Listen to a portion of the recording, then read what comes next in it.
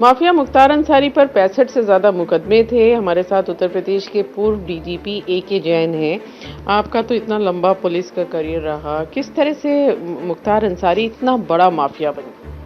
देखिए, ये सब जो वर्चस्व की लड़ाई शुरू हुई, जो मेरी समझ कहती है, वो एक तो ठेकेदारी में कोई और सामने ना आए। नंबर 2, चंदासी मंडी, जो कि कोयले की मंडी थी मुगलसराय से पहले, मुगलसराय और वाराणसी के बीच में, उसके वर्चस्व को लेकर ये लड़ाई हुई। उसी से ब्रजेश सिंह से अदावत हुई और उसी को लेके जो है वो रुंगटा का अपहरण किया गया, क्योंकि रुंगटा भी बहुत बड़े कोयले के व्यापारी थे वहाँ के और वीएचपी के बड़े प्रतिष्ठित नेता थे। उनकी जब अपहरण के बाद हत्या हुई तो उस पर बहुत लाइमलाइट में मुख्तार अंसारी आया और बड़ी छवि भी खराब हुई। जैसे हमने देखा कि मुख्तार को लेके बहुत तरह के किस्से हैं कि कैसे अपना आतंक बनाता था मुख्तार। वो चाहे जेल में रहता हो, जेल के बाहर रहता हो, जेल के अंदर से भी वो पूरा कारोबार चलाता था। कोई ऐसा किस्सा जो आपको? मैंने सुना है गाजीपुर जेल में वो चबूतरा बना रखा था, उसके ऊपर बैठता था, मंच के ऊपर, वहाँ से बैठ के वो दरबार लगाता था। एक्चुअली कुछ गवर्नमेंट्स का पैट्रोनेज रहा इसको, तो उसके कारण कोई भी जेलर, कोई जेल सुपरिटेंडेंट, जब तक कि गवर्नमेंट सख्ती से सपोर्ट नहीं करती है ऑफिसर्स को, तब तक फिर वो एक मैसेजिंग हो जाती है कि इनको कुछ नहीं कहना है। तो मनमानी अपना इसकी चलती रही बहुत दिनों तक। इसी सब वजह से एक पॉन्ड बनाया गया, उसमें मछली पाली गई, सुना वो भी इसी वजह से बनाई गई थी कि मछली वहाँ पे मिलेगी। तो अवधेश राय की हत्या भी कोई मामूली नहीं, अजय राय के भाई हैं और यूनियन लीडर वगैरह रहे। जब मैं एसपी सिटी होता था बनारस में, तब यूनियन लीडर थे। तो हत्याएं तो गाजीपुर में बहुत हुई, ठेकेदारी के राइवलरी में हत्याएं हुई। जेल के अंदर तालाब बनाया था, ऐसा कहा जाता है। मैंने नहीं देखा, बताते हैं तालाब बनाया गया था, उसमें मछली पालन होता था। तो ये सब एक्टिविटीज़ थी और कोई जरा सी सख्ती करने की कोशिश करता था तो कार्रवाई हो जाती थी उसके ऊपर, जेल स्टाफ के ऊपर। कभी आप, इतनी लंबी आपकी सर्विस रही, मुख्तार अंसारी से आमना सामना या उसका कोई मामला जिसको पकड़ा? नहीं, ऐसा कोई नहीं है। मैं तो मुख्तार अंसारी को खूब अच्छी तरीके से पहचानता हूँ और पूरी इज्जत भी मुझको वो देता था और मेरे समय में ऐसा कोई इंसिडेंट नहीं हुआ था जिसको लेकर ये हो कि इसने कोई बड़ी घटना कारित की हो। पर जो घटनाएं थी उनके इन्वेस्टिगेशन चल रहे थे, उनमें कोर्ट केसेस चल रहे थे, ये सब कार्रवाइयाँ चल रही थी। तो मैं परिचित हूँ इनकी एक्टिविटीज़ से और गाज़ीपुर में, मऊ में, वाराणसी में भी बड़ी ज़बरदस्त फ़ैन फॉलोइंग थी और वो कोई छोटी मोटी फ़ैन फॉलोइंग नहीं थी और लोग बिल्कुल अपना, एक जो मुस्लिम कम्युनिटी के यूथ थे वो इनको एक आइकॉन की तरह ट्रीट करके चलते थे।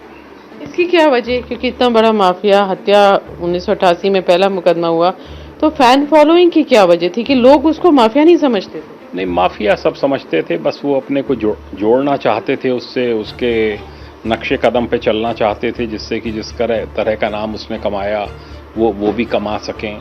कुछ इस टाइप की मैं समझता हूँ कि एक मेंटालिटी थी जो कि अब तो करीब करीब ख़त्म हो चुकी है। उधर ऐसा कुछ है नहीं और एक पुकार के ऊपर, एक ललकार के ऊपर हज़ारों लोग निकल के आ जाते थे। उस टाइप की स्थिति थी उस समय। जैसे मुख्तार अंसारी की बात करें तो जो क्राइम करता था उसने जो अपना पूरा एक पर्सनालिटी बना दी कि देखते ही आदमी डर जाए कि मुख्तार अंसारी आ गया, किसी की हिम्मत ना हो कोई ठेका लेने की, वसूली अगर कर रहा है तो किसी का जवाब देने की हिम्मत ना हो। वो किस तरह से बनाया मुख्तार? वो तो देखिए, ऑफिसर्स की भी मिली भगत रहती है और जो क्रिमिनल्स पॉलिटिक्स में एंटर कर गए और पॉलिटिक्स में जिन्होंने नाम कमा लिया, जिनको ओहदे मिल गए, वो एक स्वाभाविक सी बात है कि अधिकारियों के ऊपर उसका एक बहुत बड़ा दबाव बन जाता है और वही परिस्थितियाँ इसके साथ हुई हैं और दबाव में थे लोग बाग। भाई एमपी हैं ही, अफजाल अंसारी, सिफ्तुल्लाह अंसारी, वो भी एमएलए रहे पहले और वहाँ का मशहूर परिवार है गाज़ीपुर का। तो धीरे धीरे करके अपना बना लिया। कुछ लाइसेंसेस बनवा देता था ये लग के बहुत से अपने जो चेले थे उनके।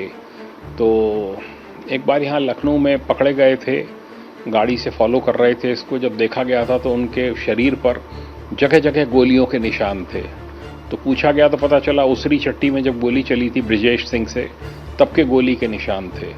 और उन सबको लाइसेंसी वेपन्स दिलवा रखे थे। तो जिसको लाइसेंसी वेपन ईस्ट यूपी में मिल जाता है वो 20-25 हज़ार रुपये महीना खाने कमाने का पर मंथ का उसका हिसाब हो जाता है। कहीं गार्ड बन गया, कहीं कुछ हो गया। तो इस टाइप के काम उसने बहुत किए और लाइसेंसेस बहुत बनवाए लोगों के। जैसे आप अभी बता रहे थे कि आप घर पे रेड करने गए थे। अच्छा, चलिए। तो जैसे हमने ये देखा कि मुख्तार की बात करें तो 34 साल बाद सजा होती है पहली, तो इसकी क्या वजह मानते हैं कि इतने संगीन मामलों में मुकदमा दर्ज हो और सजा ना हो? इसकी वजह क्या?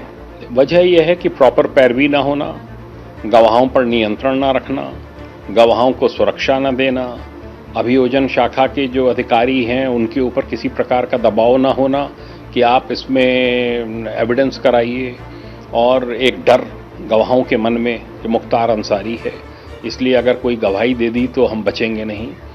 ये सब जो है पंजाब की जेल से लाके इस सब को दूर किया गया। और दूर करने की वजह से ये है आज की तारीख में कि आपने देखा कि 6 या 7 केसेस में कन्विक्शन हो चुका है, 2 में तो लाइफ इम्प्रिजनमेंट हो चुकी है। तो जो ये ऑपरेशन कन्विक्शन एक चल रहा है प्रेजेंट गवर्नमेंट में और डीजीपी ऑफिस से उसकी मॉनिटरिंग हो रही है, उसके बहुत अच्छे नतीजे आए हैं और बहुत से बड़े बड़े क्रिमिनल्स को सजाएं मिली हैं। और जो गवाह जिनकी गवाही शेष थी उनको प्रोड्यूस किया गया है, उनकी गवाही कराई गई है। और जब गवाहियाँ सबकी हो गई तो जजमेंट एक के बाद एक आने शुरू हो गए। लेकिन हम देख रहे हैं मौत के बाद फिर सियासत शुरू हो गई है। अखिलेश यादव हो, मायावती हो, सब मौत पे सवाल खड़े कर रहे हैं। अखिलेश यादव कह रहे हैं सुप्रीम कोर्ट का जज इसकी जांच करे, मायावती भी कर रही हैं। तो इस सियासत पे क्या? अब इसके लिए तो मैं कुछ नहीं कह सकता हूँ। मेरा तो ये मानना है कि किसी की भी मौत होती है, चाहे कोई भी हो, इंडियन कल्चर यही है कि उस पर दुख व्यक्त किया जाता है।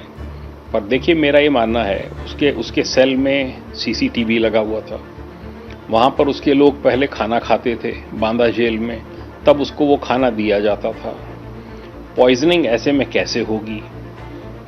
गिरना सब सीसीटीवी फुटेज में है।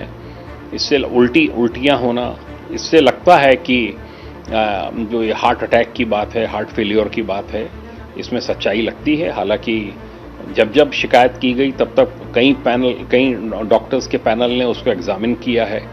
आज भी जो पोस्टमार्टम हो रहा है उसमें बाहर के डॉक्टर्स बुलाए गए हैं, सीएमओ सीएमएस रैंक के, कानपुर से, प्रयागराज से। तो मैं समझता हूँ गवर्नमेंट अपनी तरफ से, जेल डिपार्टमेंट अपनी तरफ से पूरा प्रयास कर रहा है कि जो भी फेयर जो इन्वेस्टिगेशन है, छानबीन है, वो निकल कर सामने आए और पब्लिक के मन में जो शक शुबा है जहर को लेकर वो दूर हो सके। और मजिस्ट्रियल इंक्वायरी, जो भी कैदी होता है जब उसकी डेथ होती है, मजिस्ट्रियल इंक्वायरी मस्ट है। मजिस्ट्रियल इंक्वायरी भी इसमें होगी। अगर बात होती है, गवर्नमेंट एग्री करती है कि कोई जुडिशियल कमीशन बनना है या कुछ बनना है, तो वो एक और एडिशनल वो है, जैसे अतीक के केस में हुआ था, तो उसकी भी फाइंडिंग आ जाएगी।